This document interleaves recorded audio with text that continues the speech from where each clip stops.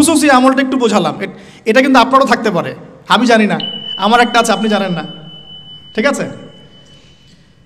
তো এখন আমি জিজ্ঞাসা করলাম যে স্যার আপনার খুশুসি আমল বলুন কিছু, এমন কিছু খুশুসি আমল যেটার ওসিলায় হয়তো আল্লাহ পাক আপনাকে এই মাকাম এনেছেন বলে আপনি মনে করেন, ইউ থিঙ্ক সো। তো তিনি বলছেন প্রথমে 5 ওয়াক্ত নামাজ, 5 ওয়াক্ত নামাজ, 5 ওয়াক্ত নামাজ তিনি জামাত মিস করেন না, 5 ওয়াক্ত নামাজ তিনি জামাত এই বয়সেও মিস করেন না, মাশাআল্লাহ। তিনি বলছেন আমরা অনেক সময় দাওয়াতের কাজ করি, দাওয়াতের মেহনত করি, অনেক বড় বড় কথা বলি, নামাজ ঠিক থাকে না। এই ব্যক্তিদের ঈমান আমল দিয়ে দাওয়াতের কোনো কাজ নাই। তাহলে আমরা এখন লেসন পেলাম, ইখলাসের পরে আমরা সর্বপ্রথম ফোকাস করব কোথায় ভাই? জামাতে না বাসায়? জামাতে। যদি জামাত ছুটে যায় তাহলে মসজিদে গিয়ে যদি জামাত করা পসিবল হয় করব, না হলে যদি বাসায় করা পসিবল হয় সেখানে করব। যদি সফরে থাকি, আপনি মুসাফির, আপনার জন্য অপশন আছে, চাইলে কসর করবেন, চাইলে একাকি পড়বেন, মুসাফির। কিন্তু মুকিম অবস্থায় সর্বোচ্চ চেষ্টা করব জামাত ধরার জন্য। আল্লাহ পাক আমাকে তৌফিক দান করুন, আপনাদের সবাইকে তৌফিক দান করুন।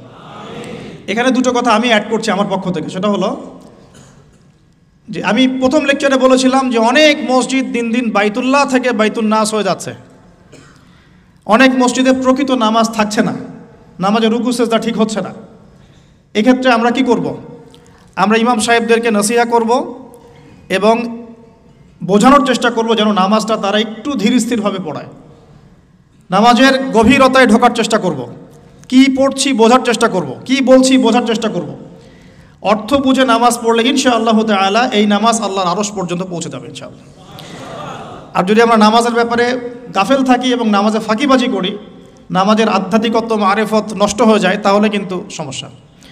আমরা যেটা করি, নামাজের ইখতিলাফি কিছু মাসআলা নিয়ে বেশি ঝগড়া করি। হাত বাঁধবো কোথায়, আমিন জোরে না আসতে, রফুল ইয়াদাইন করবো কি না, পায়ে পা লাগাবো কি লাগাবো না, সূরা ফাতিহা পড়বো কি না, ব্যাস এই তো আলোচনা তো এতটুকুই। ইখতিলাফি মাসআলাগুলোকে নিয়ে আমরা কথা বলতে বলতে নামাজের মূল জায়গা থেকে সরে আসছি। মূল জায়গাটা আমি একটু বোঝাচ্ছি আপনাকে। মূল জায়গাটা হচ্ছে নামাজে যে কথাগুলো আমরা আল্লাহর সাথে বলছি, সুবহানাহু ওয়া তাআলার সাথে, এই কথাগুলো আমরা বুঝি কি না, এই কথাগুলো বুঝে আমি আল্লাহকে পাচ্ছি কিনা নামাজে। নামাজ মুমিনের মেরাজ, আল্লাহর সাথে সাক্ষাৎ। কখনো কি নামাজ পড়ার পরে এই ফিলিংসটা আসছে কিনা যে আমি আল্লাহর সাথে কথা বললাম? সুবহানাল্লাহ। এখানে পরিশুদ্ধভাবে নামাজ পড়ার জন্যে অবশ্যই নামাজের অর্থ বুঝতে হবে, ধীর স্থিরতা বজায় রাখতে হবে এবং তার তিলের সাথে সময় দিয়ে দিয়ে কাজ করতে হবে। তাড়াহুড়ার কোনো প্রয়োজন নাই। ইনশাআল্লাহ দেখবেন আল্লাহর পক্ষ থেকে আল্লাহর নূর আসবে ইনশাআল্লাহ। এই নামাজেই দোয়া কবুল হবে ইনশাআল্লাহ। আল্লাহ পাক আমাদেরকে পরিপূর্ণ নামাজি হওয়ার তৌফিক দান করুন।